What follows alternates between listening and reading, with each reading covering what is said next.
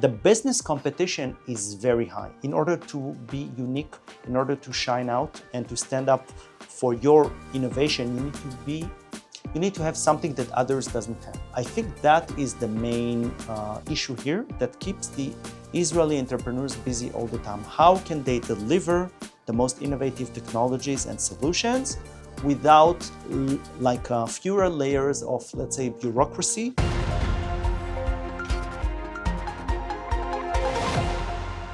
Hello， 各位地缘经济学的同学们，大家好。今天的课程要带大家来看看以色列。2023年10月7号呢，以哈战争爆发之后，以色列就进入了长期的战时状态哦。他们的国防支出增加，财政赤字扩大，投资和出口也受到了影响。OECD 在2025年以色列经济调查当中指出哦，战争确实推升了军事支出，也伤害了投资和出口啊。不过呢，以色列的经济仍然展现了强大的韧性啊，这背后当然和他们的金融体系、高就业率以及活跃的高科技产业有关啦。所以今天这一集呢，我们就要来问问看，为什么明明在打仗，经济数字却能够表现亮眼？现在就一起来上课喽！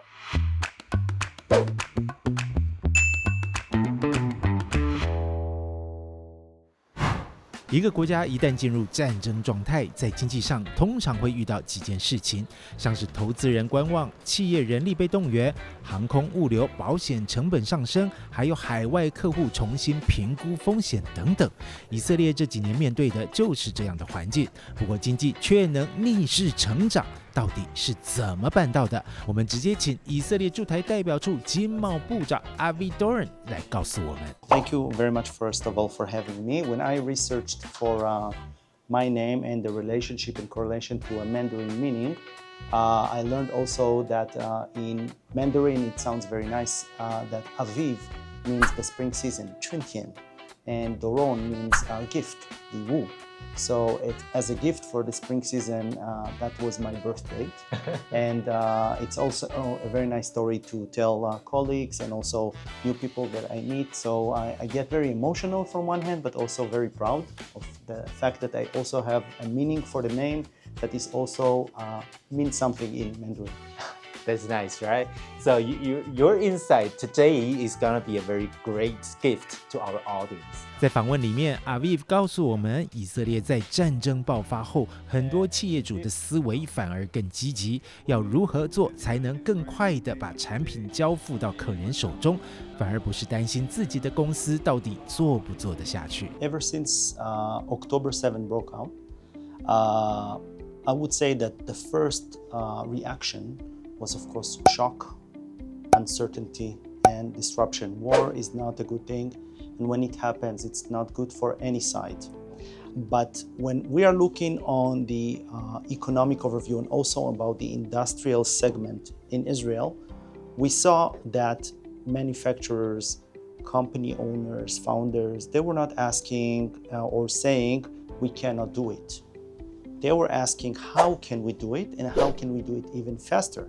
Because when you're located in Israel, your market will probably be the global market. So even though everything was disrupted, they started to work under, let's say, war operational methods. For example, reacting much faster, keeping all the trade paths as open as possible, meaning the ports kept on delivering as much as they could.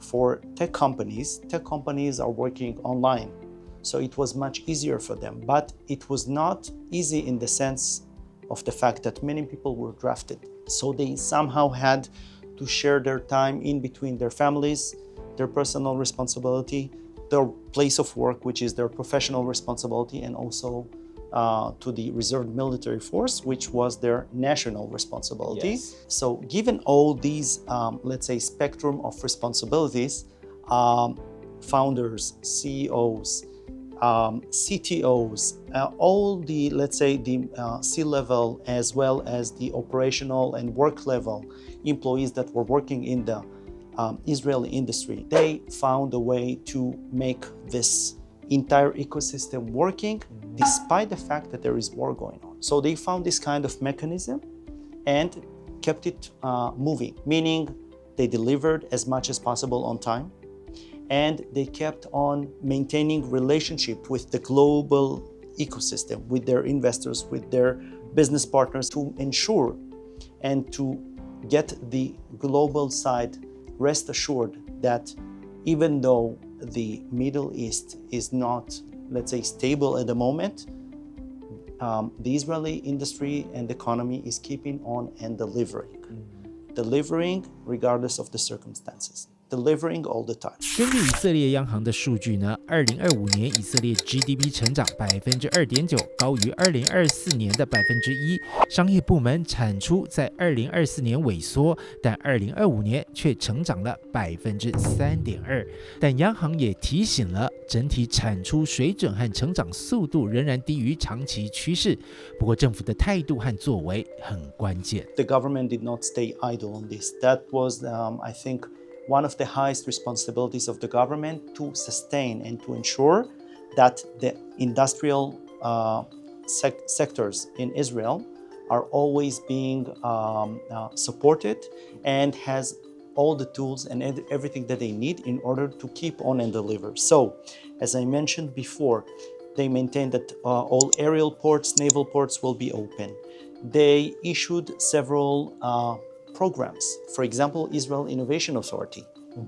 They issued a program from 100 million shekel that later on grew up to 400 million shekel. It's roughly speaking 10 times more in NTD, which basically provided sort of like a runway for young startups, the ones that were in very, let's say, premature stages, to keep on and run, and it gave them a runway of 6 months, 12 months, sometimes 18 months, in order to get to their POC stage and also to become more commercial. On the other hand, the ministry that I'm part of, the Israeli Ministry of Economy and Industry, provided different support tools. One of them is called World Growth Grant, which enabled Israeli companies, entrepreneurs to go out to the global market. It was sometimes, for Taiwanese to travel to Israel during these very uneasy times, it's almost impossible. But when Israeli companies are traveling to a third market and meeting with the like Taiwanese guests, investors, and also business partners or potential business partners, it's much easier to do the connection. Our main role would be to connect in between the local ecosystems where we are deployed at. For example, in Taiwan, what I do, I'm mostly focused in creating new pathways of collaboration in between the Taiwanese industry and the Israeli industry. And of course, encourage Taiwanese investors to seek for investment opportunities in Israel. Aviv 讲到的 runway 就是新创手上的现金还能支撑多久？战争一来，投资人可能延后决策，募资时间拉长。早期新创最怕现金突然断掉。以色列创新局在2023年10月宣布启动约1亿谢克尔的快速补助，协助拥有重要技术资产但短期募资受到冲击的新创延长营运时间。后续这项快速通道的预算扩大到4亿谢克尔，大约44亿新台币。政府没有办法替每一家公司创造市场，但可以替有潜力的公司多争取几个月的时间。So I got a number from here that say that Israel's tech startup raised like $15.6 billion in 2025 and up 68% from 2023. Could you explain this data or numbers to our audience? Right. Yes. The data that you refer to actually relies on a baseline from 2023, and we actually saw a spike of like $15.6 billion in private funding. Okay, which basically says that if I'm coming from the international angle and try to look on the data and try to understand what's behind the data, I would say that for Israeli companies, the global world is their market from day one. So it means that most of their business is not coming from the domestic market in Israel. Israel is a very small market. When you're an Israeli entrepreneur, you think globally from day one.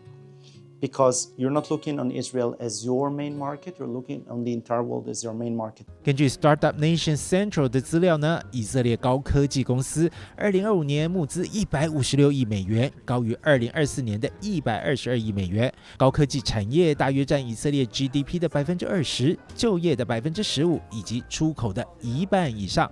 不过资金变得更挑了，2025年募资交易件数降到10年新低，但单笔交易金额变大，私人投资案的中位数达到1000万美元，较2024年增加67%。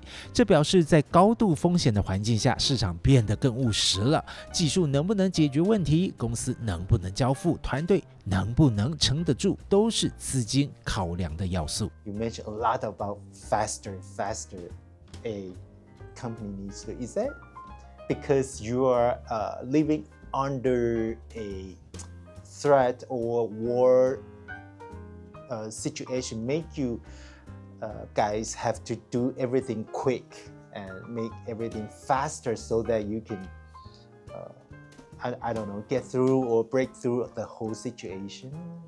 I don't know. Is that? I would say that in this in this regards, it's not about being in a situation of war that creates more innovation or encourages people to do things faster. I think that it's a complexity of things. For example, Middle East is a very dry area. We are situated in the middle of the desert. Wow. So, they said that necessity is the mother of all innovation. Mm-hmm. We had no water and we had no trading partners surrounding us. We needed to find ways to generate water. For example, one of the most, let's say, renowned innovation coming from Israel would be the drip irrigation, which is coming actually from the deserted areas of Israel, from the southern part of Israel. Mm-hmm.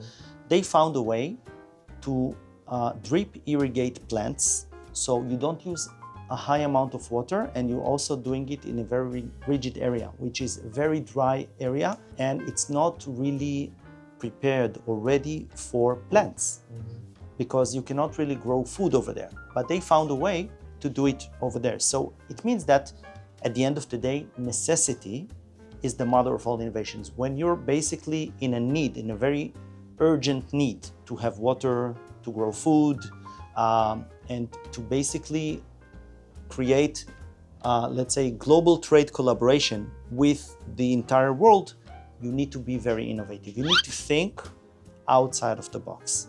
Nowadays, I would say pace is important not because of the war. The pace is important right now because the competition is very high. And when you're looking on the global competition, before this interview, we're chatting about LLM. You see it by yourself over the news. Every other day, you read about new feature and new advantage that this engine has and the other engine doesn't have, etc., etc. So the business competition is very high. In order to be unique, in order to shine out and to stand up for your innovation, you need to have something that others doesn't have. So I think that is the main issue here that keeps the Israeli entrepreneurs busy all the time. How can they deliver the most innovative technologies and solutions without fewer layers of, let's say, bureaucracy? 以色列的很多创新通常是从解决问题开始的，水不够怎么种植作物，市场太小怎么卖到全世界，环境不稳企业怎么维持交付，资安威胁增加客户怎么保护系统，能够找出解方就是一个新的契机。 From Taiwan and Israel, we probably have different industrial aspect, because in Taiwan we are more focusing on manufacturing parts. Right. But in Israel, you have a lot of innovation and I don't know how to say that, the real things that or the products things, right? It is quite different. So that means that we can, in Taiwan and Israel, can cooperate more intensely, or we can learn from each other in different ways? I think both ways. First of all, complementary economies mean that I have something that you don't have. So I can complement you. So I think this is exactly what's fitting the Taiwan-Israel economic or industrial relationship, okay? Taiwan brings very strong skill of industrial manufacturing. And Israel brings to the table very strong R&D capabilities and also the problem-solving skill. It is helpful when you're taking the innovation coming from, let's say, Israel in the R&D stage, and you put it within the new machinery being produced in Taiwan, you will eventually get a solution that is able to compete in the global market. And I think that in that sense, peer learning is, I would say, it's something that has to happen in every kind of transaction like this, because the Taiwanese will learn from the Israeli, which will learn from the Taiwanese as well. It will happen back and forth. But at the end of the day, we bring to the tables two major skills that together are creating much bigger product or solution than each side can do alone. And no company can do everything from A to Z alone. It needs partners. When you are seeking for cooperation with Taiwanese companies, economically or trading partners, something like that, Israeli companies or Israeli parts will think of the geopolitical issues. For example, like China and Taiwan, we have some issues are still going on and probably not very stable, and maybe someday, because people see Taiwan as a very high-risky region sometimes. So is that a factor to make for Israeli companies to make any decisions to work with Taiwan or not? I have to say that from my perspective here in the last almost 4 years, I haven't seen this. I think Israeli business people are very focused in whatever they're looking for, and they try to put everything which is not related to business outside of the equation. I believe that, as Israelis, okay, we of course have very complicated situations back home, okay? And we leave it back home because we would like to focus on business here. And I believe that focus and clarity, and of course, mitigating any kind of difference, for example, cultural difference, for example, language difference. For someone who is not, let's say, fluent in Mandarin Chinese and is not able to understand the subtext of a meeting, we try to help them, but we also highlight and clarify to the Israeli companies, please be very much to the point and talk about what you need and on the business, okay? Be focused on that.